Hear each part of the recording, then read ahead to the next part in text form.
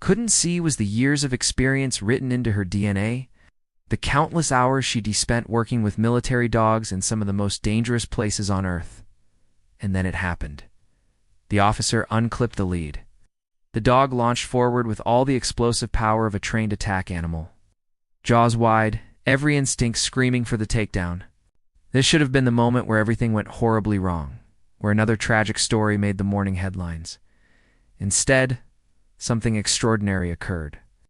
She dropped to one knee, shielding her baby with one arm whilst raising her free hand in a gesture so subtle, so precise that the officers almost missed it. It wasn't surrender, it was command. Pure, instinctive command that came from years of handling animals far more dangerous than this one. The dog stopped mid-lip, just ... stopped. It stood there, confusion written all over its face. Body trembling with the conflict between following its handler's orders and responding to something deeper. Something it recognized on a level the officers couldn't understand. You should have seen their faces. Smugness evaporated instantly, replaced by bewilderment and then anger. It's because their weapon of choice, their guarantee of compliance, is now standing perfectly still, staring at this woman like she was the most interesting thing in the world. The baby had gone quiet too, as if sensing that something important was happening. And in that strange moment of silence, with rain hammering on car roofs and blue lights still flashing, power shifted. The dynamic changed completely. She whispered something under her breath, not in English, but in the same language she'd used during her service overseas. The same tone that had once guided military dogs through minefields in hostile territory, and the German shepherd's ears pricked up immediately, head tilting as if trying to remember something from a dream. The officers were having none of it. One of them shouted for backup, whilst another yanked a second dog from the patrol car. This one, even more aggressive than the first.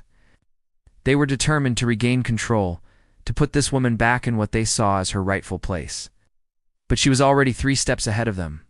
Because here is what they did and understand.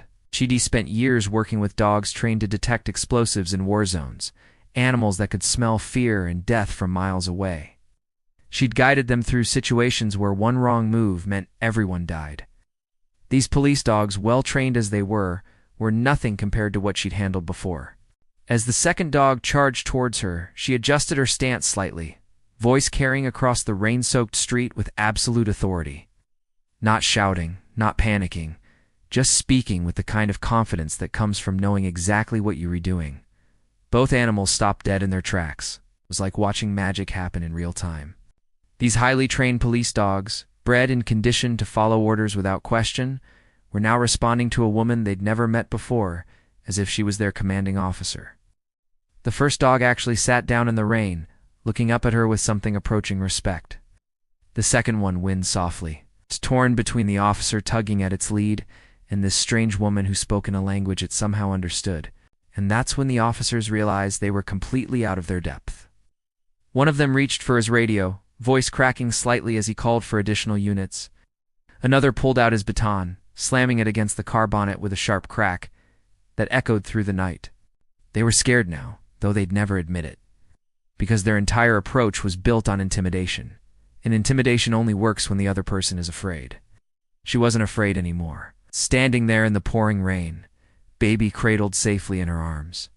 She felt something she hadn't experienced in years. Complete control.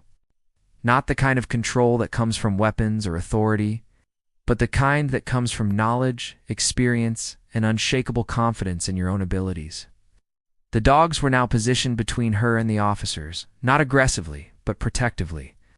They recognized something in her that their handlers could unsee, the mark of a true leader. Someone who'd earned respect rather than demanded it.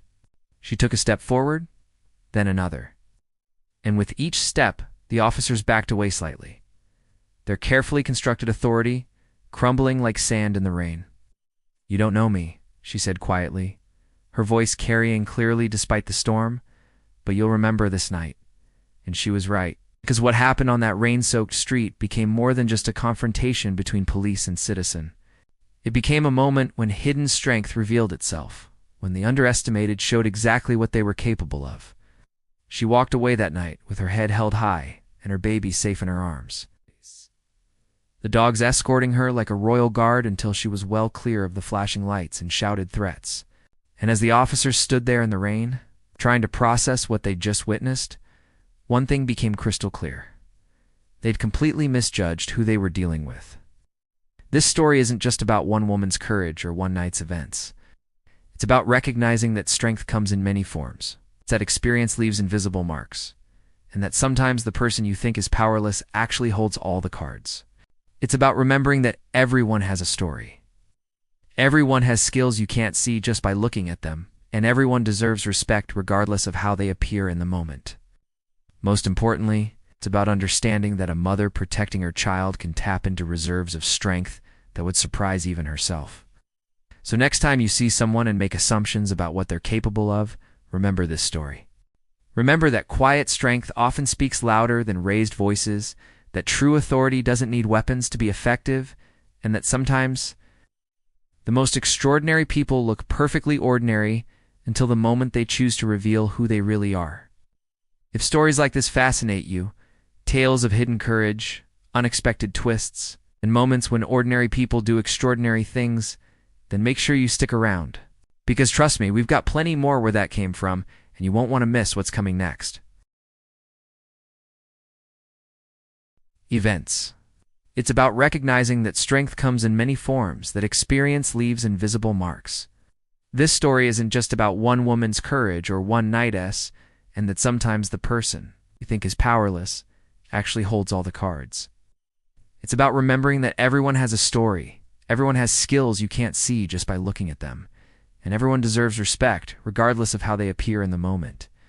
Most importantly, it's about understanding that a mother protecting her child can tap into reserves of strength that would surprise even herself. So next time you see someone and make assumptions about what they're capable of, remember this story. Remember that quiet strength often speaks louder than raised voices, that true authority doesn't need weapons to be effective, and that sometimes the most extraordinary people look perfectly ordinary until the moment they choose to reveal who they really are. If stories like this fascinate you, tales of hidden courage, unexpected twists, and moments when ordinary people do extraordinary things, then make sure you stick around. Because trust me, we've got plenty more where that came from, and you won't want to miss what's coming next. Karen. 2 days later, I got the sweetest email I'd ever received. All enforcement actions were halted immediately, and they were launching a full audit into Karen's conduct. Finally, some justice. But Karen must have got wind of it, because that evening, she turned up at my door. Not smug this time, just ice cold. "You're making a mistake," she said flatly. "I'm correcting yours," I replied. "You think this will help you? You think people will side with you over me? They already are." She stepped closer, dropping her voice to a whisper. "You don't belong here. People like you just stir up trouble." There it was, again, that poison behind her words. But this time, instead of just defending myself, I decided to go on the offensive. If Karen wanted to play dirty, I'd show her what dirty really looked like. I filed for public access to all HOA violation logs and board meeting minutes from the past 2 years. It took some persistence and a lot of coffee-fueled late nights, but I got them, and what I found made my blood boil. Karen had been running her own little corruption ring. She'd been terrorizing neighbors with petty violations. One poor woman had been fined for having wind chimes. Karen herself had 3 massive violations that had mysteriously never been enforced. She'd installed a non-compliant postbox without approval. She'd expanded her patio by 2 meters with a whole roofed area, no permits, no board approval, nothing on record. And here, the kicker, she illegally tapped into the community water system to keep her private garden. It's looking like something from a magazine. Any one of these should have triggered hefty fines, but Karen's name never appeared once in the enforcement records. She'd been protecting herself while weaponizing the HOA against everyone else. The hypocrisy was staggering. I printed everything out and took it to the next HOA board meeting. The room was packed with head clearly got around about the drama. Karen sat at the end of the table, still clinging to that frozen composure, but I could see the fear in her eyes. When my turn came to speak, I stood up nice and steady. "My name's Daniel Keller.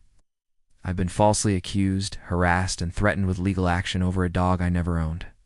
But while I've been forced to defend myself, One of your board members has been abusing her position to target innocent homeowners.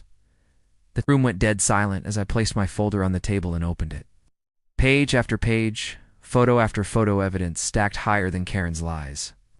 One board member studied the documents and looked straight at Karen. Is any of this true? Karen's jaw went tight. This is ridiculous. It's just retaliating because this is a breach of ethics, the board member cut her off. By the end of that meeting, Karen was suspended pending a full investigation. My fines were wiped, the lawsuit was dropped, and I felt like I could finally breathe again. But somehow, I knew Karen wasn't finished. A week later, another knock at my door. This time it was an animal control inspector with an urgent report of animal neglect at my address. Anonymous tip, naturally. I nearly laughed in his face. You've got the wrong house, mate. Don't even own a pet goldfish. He checked his clipboard. Report claims you're hiding a large dog in inhumane conditions. No food, no shelter, signs of aggression. I gave him the grand tour, same as I'd done with the police officer. Living room, shed, back garden. No bowls, no leads, no dog, just grass, lavender, and garden chairs. He nodded, making notes. This looks like a retaliatory report. We've had 3 similar false reports in this neighborhood this month. You're not the only target. As he left, I glanced across the street. There was Karen, barely visible behind her lace curtains, but this time she wasn't smug. She looked scared, and rightly so. I forwarded the incident report to the HOA board immediately. Their response was swift and furious. They called an emergency vote, and the next morning I received the most satisfying letter of my life. Karen was permanently removed from the HOA board, banned from filing complaints for 3 years, and placed under disciplinary review by the community. Justice served. But the cherry on top came that same evening, a soft knock at my door. I opened it to find Ava and Marek standing there with huge smiles, holding a gift basket filled with local cheeses, honey, and crackers. And right on top, a tiny plush German Shepherd toy. We just wanted to thank you, Ava said warmly, for standing up to her. Most people would have just moved away. I properly laughed for the first time in weeks. Honestly, I thought about it. But someone had to call her bluff. As they headed home, Bartek barked twice from behind their fence, tail wagging happily. I called out with a grin, "Good boy, Bartek," because in the end, the dog Karen invented to destroy me never brought me down. The real dog helped me uncover the truth and expose her for what she really was, a bully who thought she could control an entire neighborhood through fear and lies. The moral of this story? Never back down to bullies, no matter how official they think they are. Document everything, gather your evidence, and when the time comes, don't be afraid to fight back. Sometimes standing up to one person can free an entire community from their reign of terror. If this story got your blood pumping, smash that like button and subscribe for more tales of neighborhood justice. Have you ever dealt with a nightmare neighbor? Drop your stories in the comments below. I'd love to hear how you handled your own Karen. Until next time, keep fighting the good fight, and remember the truth always wins in the end.